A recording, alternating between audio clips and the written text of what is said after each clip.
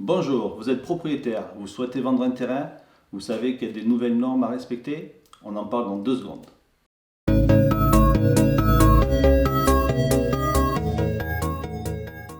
Bonjour, je suis Sébastien Serre, je suis conseiller en immobilier et je vous accompagne dans votre projet de vie. Avant de commencer cette vidéo, pensez à vous abonner, à cliquer sur la petite cloche et mettre un petit pouce bleu vers le haut. Aujourd'hui, je suis en compagnie d'Elodie, Bonjour. notaire sur Bordeaux, et nous allons voir ensemble les nouvelles normes pour vendre un terrain. Alors, ces nouvelles normes, c'est très simple. Depuis le 1er janvier 2021, il est imposé pour une personne souhaitant vendre un terrain à bâtir une obligation d'une étude de sol. La nouvelle étude de sol, c'est ce qu'on appelle l'étude G1 qui consiste en un carottage sur un endroit quelconque du terrain pour permettre de connaître la composition du sol.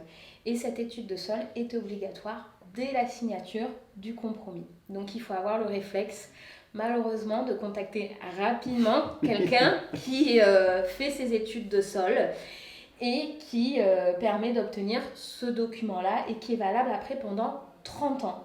Donc ça a un coût, on en est bien conscient et il y a une saturation et peu d'experts qui font ces études de sol, mais c'est devenu obligatoire. Après, les impacts, c'est pour permettre simplement de la précision et du renseignement vis-à-vis de l'acquéreur. Ça ne permet pas de pouvoir engager la responsabilité du vendeur. C'est simplement donner une idée première de la composition du sol. Bien entendu, si vous passez après par des constructeurs de maisons, il va de soi qu'il va y avoir des études de sol beaucoup plus poussées, et notamment les études de sol G2, qui permet de faire des carottages sur l'emplacement futur de la maison et qui permet de savoir s'il faut plus des micropieux ou telle profondeur de type de construction ou ce genre par rapport aux fondations.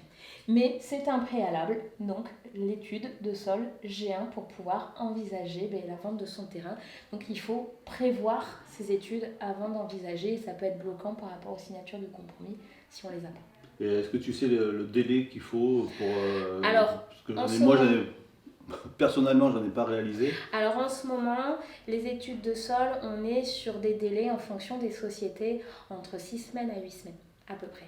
D'accord. Donc ce n'est pas des choses à négliger, c'est les délais.